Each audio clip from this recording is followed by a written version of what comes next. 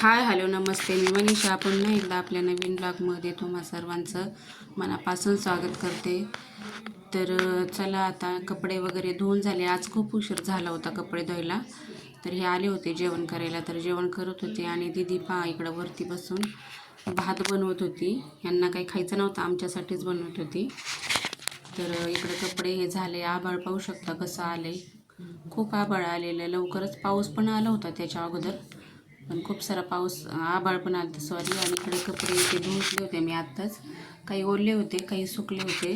तर आता ते पण मी काढून घेणार होते, पण म्हटलं चला, खूप मस्त वातावरण पण झालं होतं. यांना यायला जेवायला खूप उशीर झाला होता. 4 वाजले होते. त्यांचा कधी टायमिंग नसतो जेवणाचा, कधी लवकर तर कधी उशिरा, कधी पण येतात. तर चला ना, आम्ही पण काही जेवण केलं नव्हतं.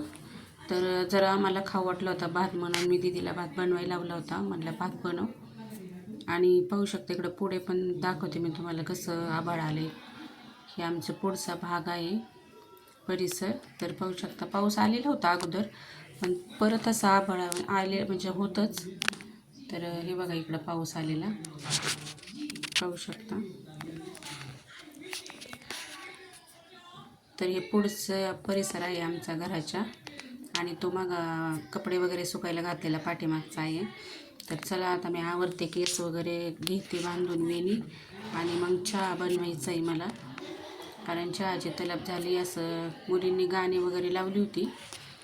तर खूप असं घरात दिसत नाही, अंधार असतो. लाईट गेली की, म्हणजे सॉरी, लाईट आहे पण आभाळ आलं की लाईट असं खूप अंधारच होतो.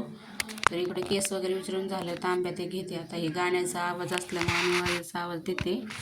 आणि चला म्हणलं आता चहा बनवून घेऊ. तर पाहते आता दूध किती आहे काय, त्यानुसार चहा बनवते. चहा काही जास्त आम्हाला आवडत पण नाही, पण असं थंडीचं वातावरण झालं की मग असं प्यावा वाटतो चहा.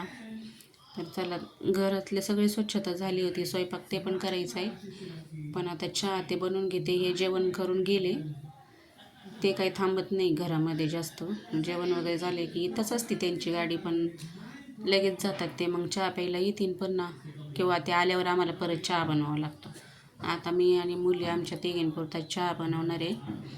तर इकडं पण काम चालू होतं, बाजूला आवाज येत होता, तर खिडकीतून पाहत होते मी. तर आता हे थोडंसंच दूध आहे, तर मी तेवढं तापायला ठेवते, मग आता त्याचा चहा बनवते. तर हा माझा छोटासा ब्लॉग कसा वाटला कमेंट करून नक्की सांगा. व्हिडिओ आवडल्यास लाईक शेअर सबस्क्राईब करा. बाय.